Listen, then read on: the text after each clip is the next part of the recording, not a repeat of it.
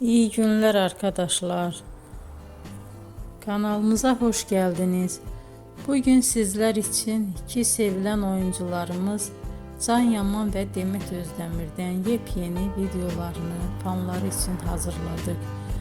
Onlar Erkenci Kuş dizisinde rol almış ve sevgili olmuştular ve bir süre sonra yollarını ayırdılar. Biz onları birbirine çok yakıştırıyoruz ve onların en özel, en güzel videolarını fanları için hazırladık. Arkadaşlar, emeğinize saygı olarak yorum yazıp abone olmanızı diliyorum. Herkese iyi günler. Hoşça kalın.